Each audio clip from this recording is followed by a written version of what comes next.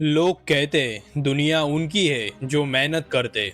वो झूठ बोलते। दुनिया उनकी होती है जो दूसरों की साइको एनालिसिस कर सकते।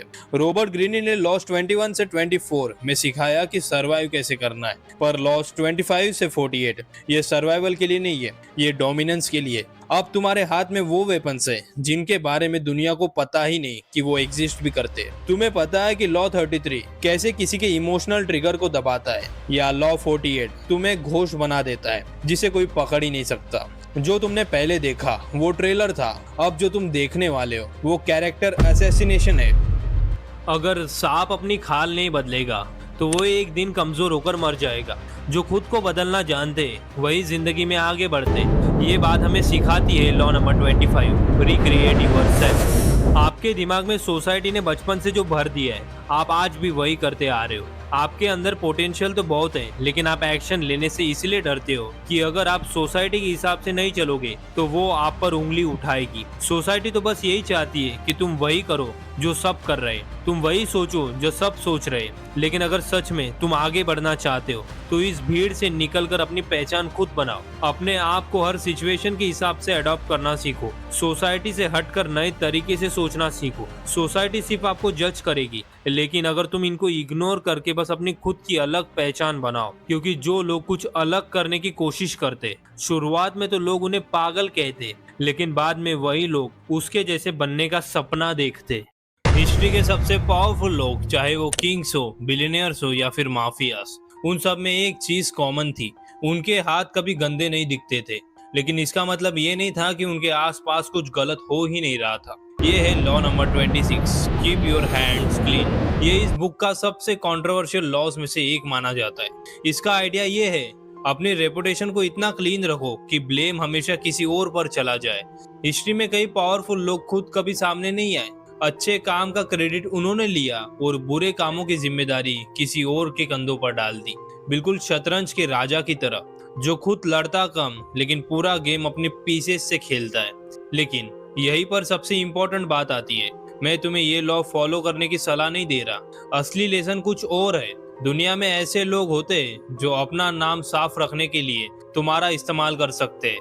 गलती तुमसे करवाएंगे और मुसीबत आने पर सबसे पहले तुम्हारा ही नाम लेंगे। इसीलिए किसी के कहने पर ऐसा कोई काम मत करना जिसकी जिम्मेदारी तुम खुद ना ले सको। याद रखना, पावरफुल बनना अच्छी बात है, लेकिन किसी और के गेम का पाव बन जाना सबसे बड़ी बेवकूफी है।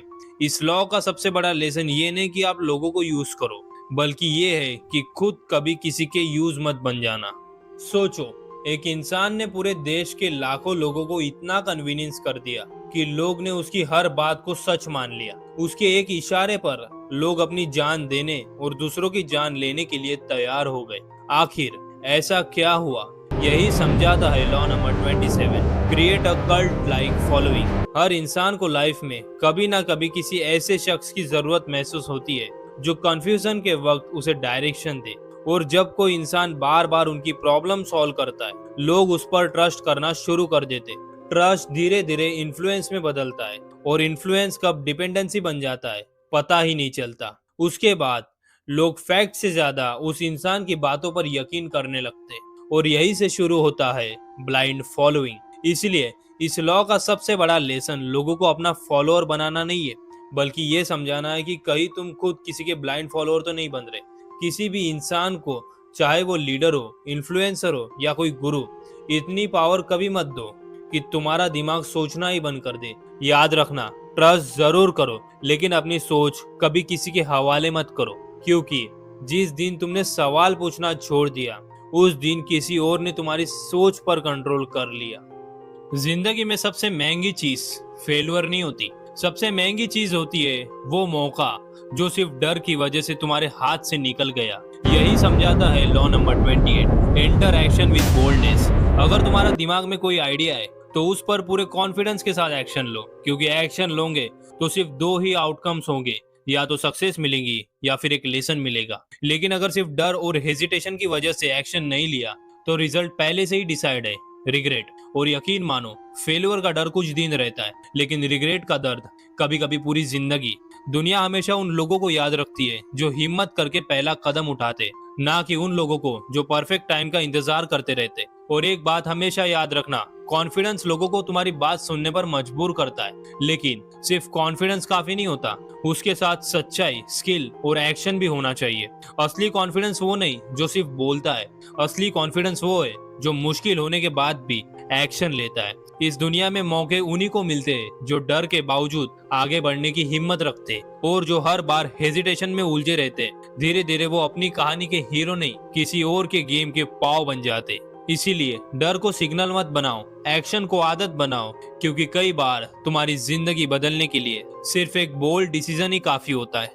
किस्मत में जो लिखा होगा वही होगा। अगर तुम भी ये लाइन बोलते हो तो शायद तुम अपनी जिंदगी का सबसे बड़ा झूठ खुद को सुना रहे हो। सच ये है, किस्मत लिखी हुई नहीं मिलती, किस्मत लिखी जाती है और उसकी कलम सिर्फ तुम्हारी मेहनत के हाथ में होती है। ये सिखाता है law number 29, plan all the way to the and.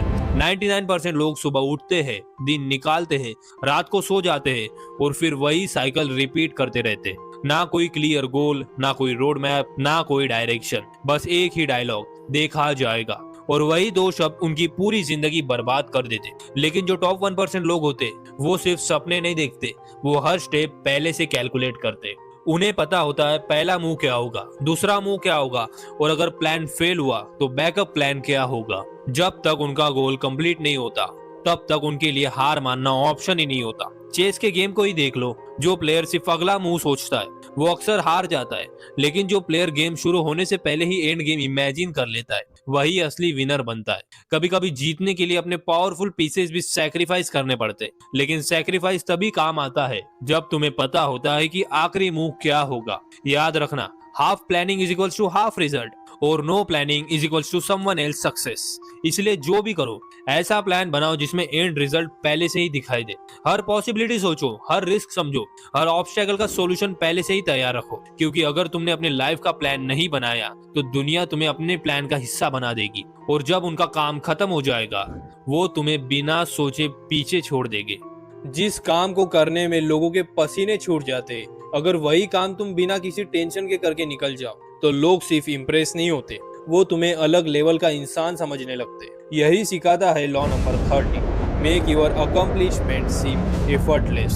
याद रखो, मास्टरी का असली मैजिक सिर्फ रिजल्ट से नहीं होता, बल्कि उस कॉन्फिडेंस में होता है जिससे तुम रिजल्ट दिखाते हो सकता है किसी एक स्किल को सीखने के लिए तुमने सालों तक फेल्यूअर्स देखे हो, हजारों घंटे प्रैक्टिस की हो और काउंटलेस बार खुद को इम्प्रूव किया हो, लेकिन जब वक्त आए परफॉर्म करने का तो दुनिया को ऐसा लगना चाहिए जैसे ये तुम्हारे लिए बस एक नॉर्मल सी बात हो। क्यों? क्योंकि लोग स्ट्रगल से कम, रिजल्ट से ज्यादा इन्फ्लुएंस होते। जब तुम हर किसी को अपनी तकलीफ, अपनी स्लीपलेस नाइट्स और अपनी प्रॉब्लम्स ही सुनाते रहते हो, तो धीरे धीरे लोग तुम्हारी अचीवमेंट से ज्यादा तुम पर तरस खाने लगते। लेकिन जब तुम बिना शोर मचाए, बिना एक्सक्यूजेस दिए सिर्फ कमाल का रिजल्ट दे देते हो, तब लोग तुम्हें ऑर्डिनरी नहीं, एक्स्ट्रा ऑर्डिनरी समझने लगते। इसका मतलब ये नहीं कि अपनी जर्नी से शर्माना है, बल्कि हर जगह अपनी स्ट्रगल बेचने की जरूरत नहीं है। अपनी सक्सेस को बोलने दो, अपनी मेहनत को सिर्फ तुम और तुम्हारे डिसिप्लिन जाने, क्योंकि दुनिया उन्हीं लोगों को मास्टर मानती है जो मुश्किल से मुश्किल काम को भी आसान दिखाकर कर देते हैं। अगर मैं तुमसे बोलूं ओप्पो, वीवो या वन प्लस, सिर्फ एक फोन चूज करो, तुम सोचोगे डिसीजन तुम्हारा है, लेकिन असली ट्विस्ट अब सुनो। इन तीनों ब्रांड्स की पेरेंट कंपनी एक ही है, बीबीके इलेक्ट्रॉनिक्स। मतलब तुम्हें सिर्फ चॉइस का इल्यूजन दिया गया था, और यही सिखाता है law number 31, control the options. सबसे पावरफुल लोग तुम्हारी फ्रीडम को कभी सीधा कंट्रोल नहीं करते, वो सिर्फ तुम्हारे ऑप्शंस कंट्रोल करते। उन्हें पता होता है अगर तुम उनके दिए हुए चॉइसेस में से ही सिलेक्ट करोगे तो चाहे तुम कोई भी ऑप्शन चुनो, जीत उनकी होगी। इसीलिए स्मार्ट लोग कभी एंडलेस ऑप्शन नहीं देते, वो सिर्फ 2 या 3 ऐसे चॉइसेस रखते जिनमें हर रिजल्ट उनके फेवर में जाता है, और तुम्हें पूरा यकीन होता है कि डिसीजन तुमने खुद लिया। यही सबसे डेंजरस इन्फ्लुएंस है, जब सामने वाला तुम्हारी चॉइसेस को नहीं, तुम्हारे चॉइसेस को ही डिजाइन कर दे। इसलिए अगली बार जब तुम्हें लगे कि तुम पूरी तरह फ्री होकर डिसीजन ले रहे हो, एक बार रुककर ये जरूर सोचना, कहीं तुम सिर्फ किसी और के बनाए हुए ऑप्शन में से ही तो चूज नहीं कर रहे। आजकल कुछ ट्रेडर्स ट्रेडिंग से ज्यादा पैसा कोर्स बेचकर कमा रहे हैं, और इसी साइकोलॉजी को रॉबर्ट ग्रीनी की 48 laws of power, law 32 play on people's fantasy explain करता है। सच ये है लोग हमेशा सच नहीं खरीदते, वो होप खरीदते। कड़वी दवा कोई नहीं चाहता, लेकिन अगर वही चीज तुम्हें ये कहकर दी जाए इससे तुम्हारी लाइफ बदल जाएगी, तो लोग उसके लिए पैसे देने लगते हैं। एक सिंपल एग्जांपल देखो, नीम का पत्ता कड़वा है इसलिए कोई उसे कैजुअली नहीं खाएगा, लेकिन अगर कोई ये कह दे ये तुम्हारे हेयर और स्किन को ड्रीम लुक जैसा बना देगा, तो वही इंसान बिना ज्यादा सोचे उसे लेने के लिए रेडी हो सकता है। यही साइकोलॉजी कुछ बेटिंग एप्स, ट्रेडिंग गुरुस और ऑनलाइन मार्केटर्स यूज करते। उन्हें पता होता है कि तुम क्या चाहते हो, financial freedom, luxury lifestyle, quick success, इसलिए वो तुम्हें रियलिटी नहीं बेचते, वो तुम्हारी फैंटेसी बेचते। और लॉ 32 का डेंजरस पार्ट यही है, जब तुम किसी इंसान की रियलिटी से ज्यादा उसकी फैंटेसी को एड्रेस करते हो तो उसका ट्रस्ट जीतना बहुत आसान हो जाता है। इसलिए अगली बार कोई तुम्हें इजी मनी का ड्रीम बेचे, प्रोडक्ट देखने से पहले ये देखो कि वो तुम्हारी नीड सॉल्व कर रहा है या तुम्हारी फैंटेसी का फायदा उठा रहा है। Law number 33, discover each man's thumb screw. हर इंसान की एक कमजोरी होती है, और डार्क साइकोलॉजी में सबसे डेंजरस चीज ये नहीं कि तुम किसी की वीकनेस जानते हो, डेंजरस चीज ये है कि कोई उस वीकनेस का इस्तेमाल तुम्हारे खिलाफ करे। किसी के लिए वो वीकनेस पैसा हो सकती है, किसी के लिए कोई सीक्रेट, और किसी के लिए कोई ऐसी जरूरत जिसके बिना वो आगे नहीं बढ़ सकता। मैनिपुलेटिव लोग इसी चीज को आइडेंटिफाई करते हैं। जैसे शिकारी को पता होता है कि शिकार कहाँ फंस सकता है, वैसे ही मैनिपुलेटर देखता है इस इंसान को सबसे ज्यादा किस चीज का डर है, और फिर वही डर उसका प्रेशर पॉइंट बन जाता है। लेकिन एक इंपॉर्टेंट बात समझना, किसी की वीकनेस जानना पावर नहीं है, उस वीकनेस का मिसयूज करना मैनिपुलेशन है। इसलिए अगर तुम्हें लोगों की साइकोलॉजी समझनी है तो सिर्फ ये मत सीखो कि उसकी वीकनेस कैसे आइडेंटिफाई करे, ये भी सीखो जब कोई तुम्हारी वीकनेस आइडेंटिफाई कर ले तो तुम उसके कंट्रोल में कैसे ना आओ। अगर तुम खुद को ही छोटा समझोगे तो दुनिया तुम्हें बड़ा क्यों समझेगी? और अगर तुम चाहते हो कि लोग तुम्हारी वैल्यू और रिस्पेक्ट करें तो लॉ 34 को समझना बहुत जरूरी है। Act like a king to be treated like one. लोग तुम्हें अक्सर वैसे ही ट्रीट करते हैं जैसे तुम खुद को उनके सामने प्रेजेंट करते हो। अगर तुम हर बात पर अप्रूवल मांगोगे और अपनी वैल्यू पर डाउट करोगे और डिसरिस्पेक्ट होने पर भी चुप रहोगे तो लोग तुम्हारी बाउंड्रीज को सीरियसली नहीं लेंगे। लेकिन इसका मतलब एरोगेंट बनना नहीं है। कॉन्फिडेंस का मतलब खुद को सबसे ऊपर समझना नहीं, बल्कि खुद को नीचे समझना बंद करना है। तुम्हें अंदर से डर लग रहा हो, फिर भी कामली अपनी बात रखना सीखो, अपनी बाउंड्रीज क्लियर रखो, अपनी वैल्यू खुद रिकॉग्नाइज करो और हर जगह वैलिडेशन मांगना बंद करो, क्योंकि दुनिया को तुम्हारी वैल्यू समझने से पहले तुम्हें खुद बिलीव करना पड़ेगा कि तुम्हारी वैल्यू है। तभी तुम लॉ 34 का असली मीनिंग समझोगे। Act like a king and carry yourself like one. तुम्हें लगता है कि तुम्हारे फेलियर का रीजन तुम्हारी मेहनत की कमी है? सोच लो, गलत। बहुत से लोग दिन रात घिसते हैं पर फिर भी वही के वही रह जाते, क्योंकि उनका सबसे बड़ा दुश्मन मेहनत की कमी नहीं, टाइमिंग है। ये है law number 35, master the art of timing. शोर मचाकर जल्दी भागने वाले अक्सर हार जाते हैं, क्योंकि शिकार करने वाला चीता कभी रेस नहीं लगाता, वो सिर्फ सही पल का इंतजार करता है। जिंदगी में दो तरह के लोग होते, एक जो हर मौके पर बिना सोचे जंप कर देते और मुंह के बल गिरते, और दूसरे जो शिकारी की तरह सिचुएशन को स्कैन करते, सब कुछ चुपचाप देखते, और जब वो विंडो खुलती है तो एक ही मुंह में गेम पलट देते। टाइमिंग का मतलब ये नहीं कि तुम बैठकर वक्त बर्बाद करो। टाइमिंग का मतलब है जब बाकी सब पैनिक कर रहे हो तब तुम्हारा दिमाग सबसे ज्यादा शांत हो। सही वक्त पर चुप रहना एक स्ट्रेटेजी है, सही वक्त पर स्टेप लेना एक पावर है, क्योंकि गेम टैलेंट का नहीं, गेम टाइमिंग का है। अगली बार जब कोई बड़ा डिसीजन लेना हो तो खुद से एक सवाल पूछना, क्या ये मेहनत का वक्त है या सिर्फ सही वक्त का इंतजार करने का? कभी नोटिस किया है, जब कोई तुम्हें इंसल्ट करता है ना तो उसकी बात से ज्यादा तुम्हारे दिमाग में उसके बारे में सोचता रहता है। उसने ऐसा क्यों बोला, मुझे जवाब देना चाहिए था, अगली बार मिला तो मैं भी सुनाऊंगा। और सामने वाला वो शायद 10 मिनट बाद भूल भी चुका होता है, लेकिन तुम उसकी एक लाइन पूरी रात कैरी कर रहे होते हो। यही पर आता है law 36, disdain things that you can not have, ignoring them is the best revenge. देखो, इसका मतलब ये नहीं कि हर इंसल्ट को चुपचाप सह लो, मतलब सिर्फ इतना है, हर चीज तुम्हारे रिएक्शन डिजर्व नहीं करती। कुछ लोग तुम्हें हर्ट करने के लिए नहीं, तुम्हारा रिएक्शन देखने के लिए प्रोवोक करते। तुम गुस्सा हुए, उन्हें मिल गया जो वो चाहते थे, तुम एक्सप्लेन करने लगे और ज्यादा पावर उनके हाथ में, लेकिन तुमने बस देखा, समझा और मूव ऑन कर दिया। गेम वही खत्म। सोचो, अगर कोई रोड पर खड़ा होकर तुम्हारे पीछे चिल्लाए तो तुम क्या अपनी डेस्टिनेशन छोड़कर उससे आर्ग्यू करने लगोगे? नहीं। तो लाइफ में भी हर आवाज के पीछे मुड़ना बंद करो। किसी का रिजेक्शन, किसी की इंसल्ट, किसी का ओपिनियन, ये सब तुम्हारे लाइफ का डायरेक्शन डिसाइड करने के लायक नहीं है। कभी कभी रिवेंज लेने का सबसे बेस्ट तरीका सामने वाले को हराना नहीं होता, बस उसे इतना इनसिग्निफिकेंट बना देना होता है कि तुम्हारी लाइफ उसके बिना भी वैसे ही चलती रहे।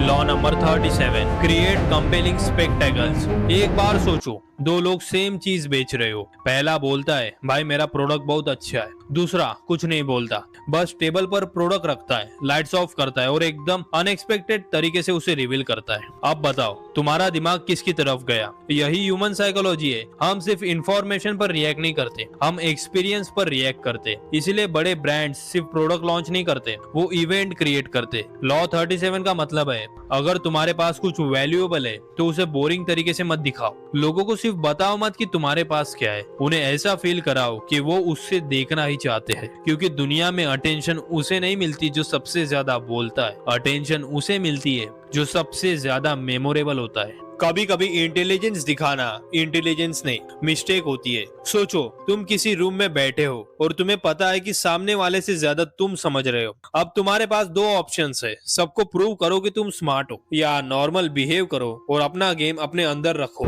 यही है the 48 laws of power. Law 38, think as you like but behave like others. दुनिया तुम्हारे दिमाग को नहीं देख सकती, वो सिर्फ तुम्हारे बिहेवियर को देख सकती है। इसीलिए तुम क्या सोच रहे हो, क्या प्लान कर रहे हो, नेक्स्ट मूव क्या है, हर चीज अनाउंस करने की जरूरत नहीं है। क्योंकि जिस मोमेंट तुम हर रूम में अपनी इंटेलिजेंस प्रूव करना शुरू कर देते हो, कुछ लोग तुम्हें समझने के बजाय तुम्हारे अगेंस्ट खेलना शुरू कर देते हैं। और यही सबसे इंटरेस्टिंग पार्ट है। पावरफुल होना और पावरफुल दिखना दोनों अलग चीज है। कभी कभी स्मार्टेस्ट पर्सन वो नहीं होता जो सबसे ज्यादा बोलता है, बल्कि वो होता है जो सब कुछ समझकर भी जरूरत से ज्यादा कुछ नहीं दिखाता। और इसीलिए लॉ 38 का कनेक्शन लॉ 1 से, नेवर आउटशाइन द मास्टर। हर जगह अपनी वैल्यू प्रूव मत करो। कुछ मूव्स दुनिया को दिखाने के लिए नहीं, सिर्फ गेम जीतने के लिए होते हैं। किसी को मैनिपुलेट करना सबसे इजी तब होता है जब वो गुस्से में हो, क्योंकि गुस्से में इंसान का दिमाग टोटल शटडाउन हो जाता है और आप उसे जैसा नचाओगे वो वैसा ही नाचेगा। ये है law 39, stir up water to catch fish. अगर मछलियां पकड़नी है तो पानी में तूफान लाना ही पड़ेगा। अपने दुश्मनों को हराना है, पहले उन्हें इमोशनली क्रैक करो, उन्हें प्रोवोक करो, उन्हें और गुस्सा दिलाओ। जब दिमाग फ्राई हो जाता है ना, तो लोग सही डिसीजन लेना भूल जाते हैं। उन्हें गलत रास्ते पर चलने को बोलो और वो उसे भी करेक्ट मानकर वही करेंगे। इसीलिए चाहे कितना भी बड़ा बवाल हो जाए, हमेशा शांत रहना सीखो, क्योंकि गुस्से में लिया गया हर एक स्टेप सिर्फ एक चीज छोड़कर जाता है, रिग्रेट।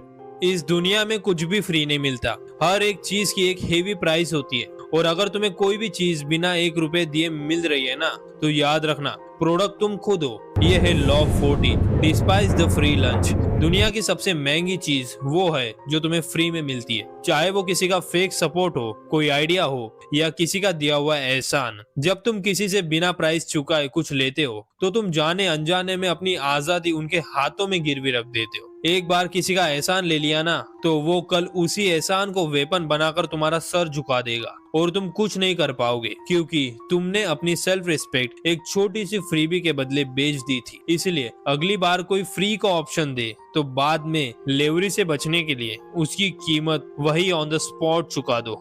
अगर पूरा का पूरा गैंग तुम्हारे पीछे पड़ा है तो भीड़ से लड़ना बंद करो, सीधा ये डार्क साइकोलॉजी लॉ यूज करो जो एकदम इलीगल जैसे लगता है। सुनो law 41, strike the shepherd and the sheep will scatter. हर टॉक्सिक ग्रुप के पीछे एक असली मास्टरमाइंड होता है। अगर तुम पूरे ग्रुप से एक साथ भिड़ोगे तो बर्बाद हो जाओगे, लेकिन अगर तुमने लीडर को तोड़ दिया, पूरा एम्पायर 1 सेकंड में ढह जाएगा। सिर्फ पत्ते मत काटो, सीधा जड़ उखाड़ दो। पेड़ को बीच से काटोगे वो फिर उग जाएगा, लेकिन जड़ से उखाड़ के फेंक दोगे, खेल खत्म, परमानेंट।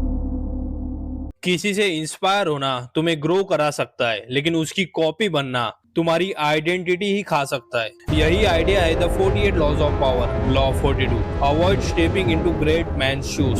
सोचो तुम्हारे फील्ड में कोई ऑलरेडी बहुत सक्सेसफुल है, तुम उसका ड्रेसिंग कॉपी करते हो, उसकी स्पीकिंग स्टाइल कॉपी करते हो, उसके आइडियाज कॉपी करते हो। शुरू में तुम्हें लगता है मैं भी उसके जैसे बन रहा हूँ, लेकिन ऑडियंस क्या देखेगी? तुम नहीं, उसकी सेकंड कॉपी। और सबसे डेंजरस पार्ट, जब तुम किसी बड़े इंसान के फुटस्टेप्स में चलते हो तो लोग तुम्हारी जर्नी को तुम्हारी जर्नी की तरह नहीं देख, वो हर स्टेप पर कंपैरिजन देखते। वो इससे बेटर था, इसकी स्टाइल तो उसी जैसी है, इसने नया क्या किया। इसलिए इंस्पिरेशन लो लेकिन आइडेंटिटी खुद बनाओ। किसी का फॉर्मूला समझो, उसकी स्ट्रेंथ ऑब्जर्व करो, लेकिन उसकी पर्सनालिटी को अपनी पर्सनालिटी मत बनाओ। क्योंकि किसी और की परछाई में चलोगे तो रोशनी में भी लोग तुम्हारा नहीं उसका शेप देखेगी। याद रखो, कॉपी करके तुम किसी जैसा बन सकते हो, लेकिन ओरिजिनल बन के ही तुम किसी के लिए एग्जाम्पल बनोगे। अगर तुम चाहते हो कि लोग सिर्फ तुम्हारी बात ना माने बल्कि जेन्युइनली तुम्हारे साथ खड़े हो, तो लॉ 43 समझ लो, work on the hearts and minds of other. सोचो तुम किसी से बोलो ये काम तुम्हें करना ही पड़ेगा, वो कर देगा, लेकिन सिर्फ इसीलिए क्योंकि उसे करना है। अब वही बात थोड़ी डिफरेंटली बोलो, मुझे लगता है ये काम तुमसे बेटर कोई नहीं कर सकता। अब क्या चेंज हुआ? काम वही है लेकिन फीलिंग अलग है। पहली लाइन में उसे ऑर्डर मिला, दूसरी लाइन में उसे इंपॉर्टेंस मिली। और इंसान सिर्फ लॉजिक से नहीं चलता, वो एप्रिसिएशन, ट्रस्ट और बिलोंगिंग से मूव होता है। इसीलिए लीडर सिर्फ ये नहीं सोचता मैं इसे काम कैसे करवाऊं, वो सोचता है मैं इन्हें इस काम का हिस्सा कैसे फील कराऊं। क्योंकि जब तुम किसी को सिर्फ एम्प्लॉय समझते हो वो ड्यूटी करता है, लेकिन जब तुम उसे वैल्यू फील करा देते हो वो अपना बेस्ट देना चाहता है। लॉ 43 का रियल लेसन मैनिपुलेशन नहीं है। लोगों को समझो, उनकी वैल्यू समझो और जेन्युइनली उन्हें वैल्यू फील कराओ। क्योंकि फोर्स से तुम किसी से काम करवा सकते हो, लेकिन कनेक्शन से तुम्हें उनका कमिटमेंट मिलता है। सबसे डेंजरस मिरर वो नहीं होता जो तुम्हारा फेस दिखाए, वो होता है जो तुम्हारा बिहेवियर तुम्हें ही दिखा दे। यही है the 48 laws of power. Law 44, disarm and infuriate with the mirror effect. सोचो कोई तुमसे बार बार बात काट कर तुम्हें ही सुना दे रहा हो, तुम क्या करोगे? गुस्सा, आर्ग्यूमेंट या फिर उसे समझने की कोशिश? मिरर इफेक्ट कुछ और करता है, वो उसी बिहेवियर को रिफ्लेक्ट करता है। क्योंकि जब इंसान किसी और के साथ कुछ करता है तो उसे नॉर्मल लगता है, लेकिन जब वही चीज उसके सामने वापस आती है अचानक उसे इरिटेटिंग लगने लगती है। और यही साइकोलॉजी इंटरेस्टिंग हो जाती है। मिरर उसे इंसल्ट नहीं करता, बस उसका बिहेवियर उसके सामने रख देता है। और कभी कभी एक रिफ्लेक्शन 10 मिनट की आर्ग्यूमेंट से ज्यादा पावरफुल होता है। लेकिन इसका मतलब हर रूड इंसान को कॉपी करना नहीं है। इसका रियल लेसन है लोगों के वर्ड से ज्यादा उनका बिहेवियर देखो। क्योंकि जब तुम किसी का पैटर्न समझ जाते हो तुम्हें हर बार उसके ट्रैप में रिएक्ट करने की जरूरत नहीं पड़ती। कभी कभी जवाब देना पावर होता है और कभी सामने वाले को उसका रिफ्लेक्शन दिखा देना।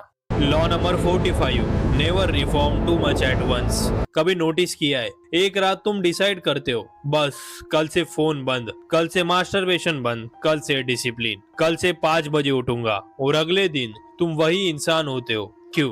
क्योंकि तुमने अपनी लाइफ चेंज करने की कोशिश नहीं की, तुमने अपने दिमाग पर एक साथ अटैक कर दिया। ह्यूमन माइंड को रिवॉल्यूशन नहीं, ग्रेजुअल चेंज पसंद है।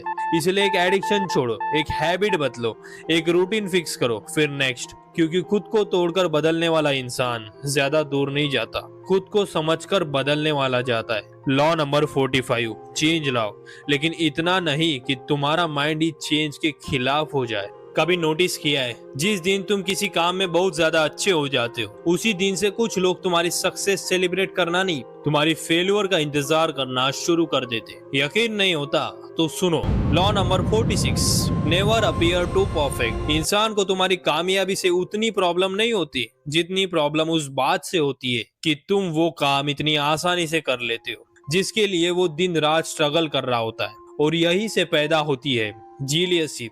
लोग सामने से बोलेंगे भाई कमाल कर दिया, लेकिन हर ताली दिल से नहीं बजती। कुछ तालियां सिर्फ इसलिए बजती है ताकि वो तुम्हारे और करीब आ सके और तुम्हारी एक गलती का इंतजार कर सके। इसका मतलब ये नहीं कि तुम अपनी स्किल्स छुपा लो, बिल्कुल नहीं। एक्सेलेंट बनो, लेकिन अननेसेसरी शो ऑफ मत करो। हर बात प्रूव मत करो, हर बात प्रूव करना जरूरी नहीं होता, हर अचीवमेंट दिखाना भी जरूरी नहीं होता। याद रखना, परफेक्शन रिस्पेक्ट ला सकती है, लेकिन इम्परफेक्शन कनेक्शन बनाती है। जब सब लोग देखते हैं कि तुम भी कभी कभी गलती करते हो, तुम भी इंसान हो, तब वो तुमसे रिलेट करते हैं। और जो इंसान रिलेट कर लेता है वही तुम्हारा सच्चा सपोर्टर बनता है। इसीलिए परफेक्ट बनने के पीछे मत भागो, रियल बनो, हम्बल रहो और इतने पावरफुल बनो कि अपनी पावर दिखाने की जरूरत ही ना पड़े। एक ऐसा रूल समझ लो जो तुम्हें जीतने से भी ज्यादा अपनी जीत बचाना सिखा देगा।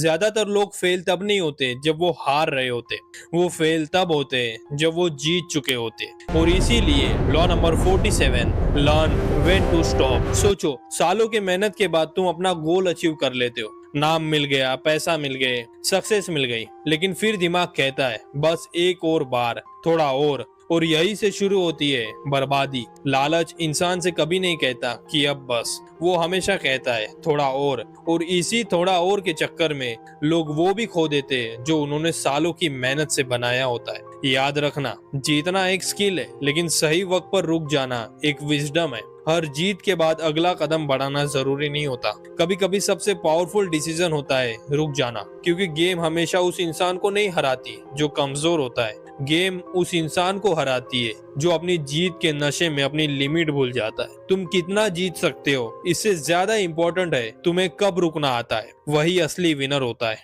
सोचो, दुनिया की सबसे बड़ी कंपनीज जैसे नोकिया, पेटीएम और बायजूस एक टाइम पर अपनी इंडस्ट्री की किंग थी, लेकिन आज उनका हाल देखकर एक ही सवाल आता है, आखिर गलती कहाँ हुई? जवाब सिर्फ एक लाइन में छुपा है, law number 48, be formless and shapeless. ये सिर्फ एक कोड नहीं है, ये सर्वाइवल का रूल है।